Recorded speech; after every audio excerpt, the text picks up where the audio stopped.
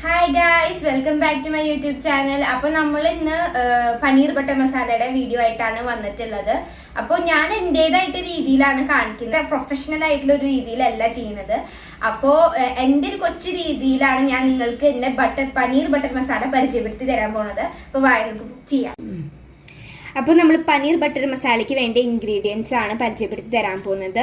അപ്പോൾ കുറച്ച് കേർഡ് എടുത്തിട്ടുണ്ട്, പിന്നെ 2 ടൊമാറ്റോസ്, പിന്നെ 1 table spoon of garam masala, പിന്നെ കുറച്ച് വെളുത്തുള്ളി അല്ലെങ്കിൽ ഗാർലിക്, പിന്നെ കൊറിയാൻഡർ പൗഡർ, പിന്നെ ഒരു pinch of salt, turmeric powder, പിന്നെ ബട്ടർ എടുത്തിട്ടുണ്ട് ഞാൻ, വേണമെങ്കിൽ ഓയിലും എടുക്കാം 1 ടേബിൾ സ്പൂൺ, പിന്നെ 2 ടേബിൾ സ്പൂൺ ചില്ലി പൗഡർ, പിന്നെ ക്രഷ്ഡ് ചില്ലിയും എടുത്തിട്ടുണ്ട്. അല്ലെങ്കിൽ നമുക്ക് മുഴുവനായിട്ടുള്ള ഡ്രൈ ചില്ലി എടുക്കാം, അതായാലും കുഴപ്പമില്ല. ലാസ്റ്റ് ഇന്ന് മെയിൻ തിങ് നമ്മുടെ പനീറും എടുത്തിട്ടുണ്ട്. ഇതൊക്കെയാണ് ഇൻഗ്രീഡിയൻസ്. അപ്പോൾ ഇതൊക്കെ വെച്ചിട്ടാണ് നമ്മളിന്ന് നമ്മുടെ സൂപ്പർ ടേസ്റ്റി ആയിട്ടുള്ള പനീർ ബട്ടർ മസാല റെഡിയാക്കാൻ പോകുന്നത്. അപ്പോൾ നമ്മൾ നേരത്തെ കാണിച്ച ഇൻഗ്രീഡിയൻസിൽ പനീർ വെച്ച് ബാക്കിയെല്ലാം നമ്മൾ ഗ്രൈൻഡറിൽ ഇട്ടിട്ടുണ്ട്. ഇനി ഇത് കുറച്ചായിട്ട് ഗ്രൈൻഡ് ചെയ്തെടുക്കണം. ഇനി നമ്മൾ പാൻ അടുപ്പത്ത് വെച്ചിട്ടുണ്ട്. ഇനി ഇതിൽ നമ്മുടെ പനീർ ഇത്തിരി സെറ്റാക്കി എടുക്കണം. അപ്പോൾ നമ്മളത് ആദ്യം ബട്ടർ ഇട്ടിട്ട് കുറച്ച് സെറ്റാക്കാനുണ്ട്. അപ്പം നമ്മൾ 2 ടേബിൾ സ്പൂൺ ബട്ടർ എടുക്കുന്നുണ്ട്.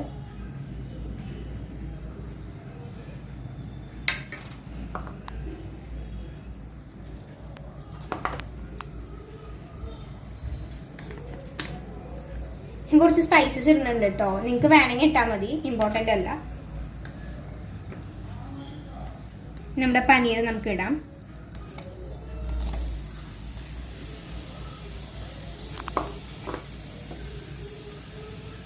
ഫ്ലെയിം ലോയിൽ വെച്ച് ചെയ്തോളൂ, അല്ലെങ്കിൽ ഇത് കരിയാൻ ചാൻസ് ഉണ്ട്.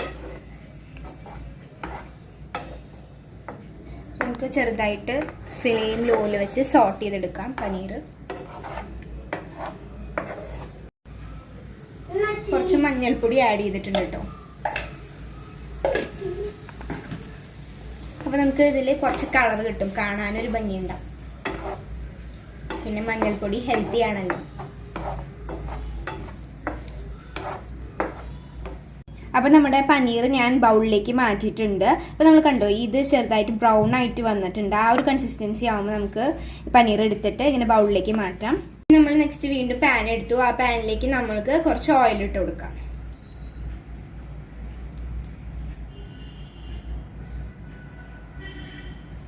നമ്മൾ ഇതിലേക്ക് കുറച്ച് സബോള ഇട്ട് കൊടുത്തിട്ടുണ്ട്. നമ്മളിവിടെ 2 സബോളയാണ് എടുത്തിട്ടുള്ളത്.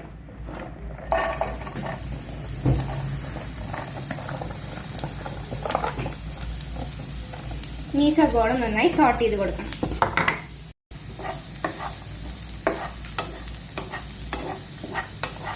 ഒരു ഗോൾഡനിഷ് ബ്രൗൺ കളർ ആവുന്ന വരെ നമുക്ക് നന്നായിട്ട് സോട്ട് ചെയ്ത് കൊടുക്കണം കേട്ടോ.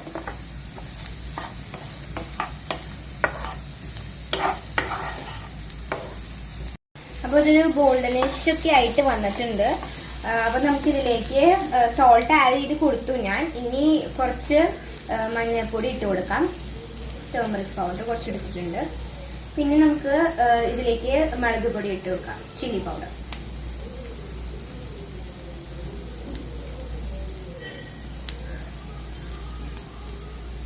നമുക്ക് സോട്ട് ചെയ്ത് കൊടുക്കാം.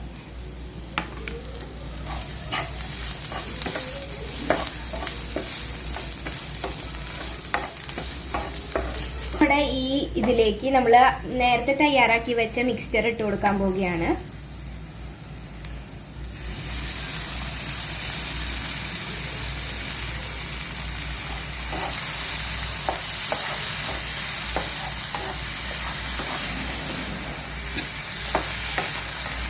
അപ്പോൾ നമ്മുടെ എല്ലാ ഗ്രേവിയും നമ്മൾ ഇതിലേക്ക് ആ മിക്സ്ചർ ഇട്ട് കൊടുത്തിട്ടുണ്ട്. ഇനി ഇത് നമ്മൾ ഫ്രഷ് ആയിട്ട് അടിച്ചിട്ട്, കാരണം അതിൻ്റെ ഒരു സ്മെല്ല് ഉണ്ടാവും, ലൈക്ക് ഒരു പച്ചമണം ഉണ്ടാവും. അപ്പോൾ അത് മാറും വരെ നമ്മളത് നന്നായി ഒരു സോട്ട് ചെയ്ത് കൊടുക്കണം. അപ്പോൾ അതിൻ്റെ ഒരു ലെയർ തെളിഞ്ഞു വരും.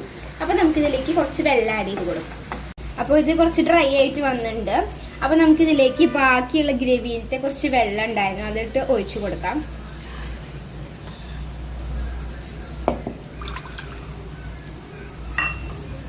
നമ്മൾ ഇത് ഗ്രേവി ആക്കണം കൊണ്ടാണ് കേട്ടോ വെള്ളമൊക്കെ ഒഴിക്കുന്നത്. അല്ലെങ്കിൽ നമുക്ക് ഡ്രൈ ആയിട്ട് വേണമെങ്കിൽ ഡ്രൈ ആയിട്ട് യൂസ് ചെയ്യാം. നമ്മുടെ ഈ ഗ്രേവി ഈ ഒരു കൺസിസ്റ്റൻസി ആയിട്ടുണ്ട് കേട്ടോ. ഇനി നമുക്കിതിലേക്ക് നമ്മുടെ തയ്യാറാക്കി വെച്ച പനീർ ഇട്ട് കൊടുക്കാം.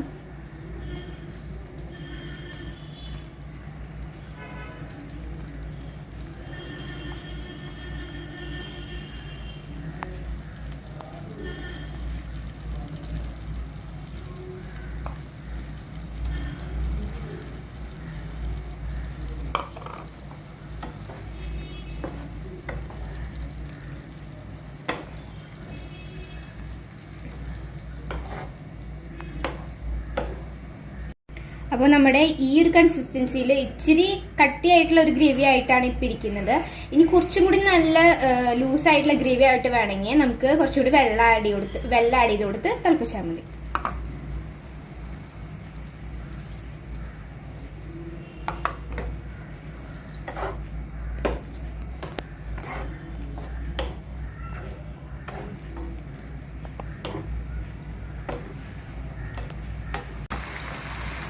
ഇപ്പോൾ ഏകദേശം ഈ ഗ്രേവി നമ്മുടെ തിളച്ചൊടുങ്ങി.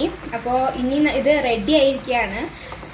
നമ്മൾ എപ്പോഴും ഞാനിപ്പോൾ കുക്കിംഗ് ചെയ്യണ കാരണം എന്താണെന്ന് വെച്ചാൽ എനിക്കിതിനോട് ഭയങ്കര ഇഷ്ടമാണ്. പക്ഷെ മിക്കവാറും എനിക്ക് കുക്കിംഗ് ചെയ്യാൻ പറ്റാറില്ല. എന്താണെന്ന് വെച്ചാൽ നമ്മുടെ അമ്മമാർ നമ്മുടെ അടുക്കളയിൽ കയറ്റാറില്ല. ബിക്കോസ് ഞാൻ ഇവിടെ അടുക്കളയിൽ കയറി കഴിഞ്ഞ് കഴിഞ്ഞാൽ പിന്നെ ഫുൾ അലങ്കോലാവും. പിന്നെ അതൊക്കെ വൃത്തിയാക്കണമെങ്കിൽ മമ്മി തന്നെ വേണ്ട വരും. അതുകൊണ്ട് കൂടുതലും നമ്മൾ എപ്പോഴും നമ്മൾ കുക്കിംഗ് ഒക്കെ ചെയ്യുകയാണെങ്കിൽ അത് ക്ലീൻ ചെയ്ത് കിച്ചൺ മെയിൻറ്റെയിൻ ചെയ്യാൻ ശ്രദ്ധിക്കുക. അപ്പോൾ നമുക്ക് അമ്മമാർക്ക് കിച്ചൺ തരാനൊരു ഇഷ്ടം ഉണ്ടാവും. അപ്പോൾ നമുക്ക് കുക്ക് ചെയ്ത് നമ്മുടെ ഇഷ്ടത്തിൽ അവർക്കും ഒരു ദിവസം ഒരു ഫ്രീ ആണ്, റിലാക്സേഷനൊക്കെ കിട്ടും. അങ്ങനെ അവർക്ക് നമ്മുടെ കൈ കൊണ്ടുള്ള ഫുഡ് ടേസ്റ്റ് ചെയ്ത് കൊടുക്കാം. അപ്പോൾ നമ്മുടെ പനീർ ബട്ടർ മസാല റെഡി ആയിട്ടിരിക്കുന്നുണ്ട്. ഇങ്ങനെ എല്ലാവർക്കും വീട്ടിൽ ചെറിയ രീതിയിൽ എൻ്റെ പോലെ ട്രൈ ചെയ്ത് നോക്കാം.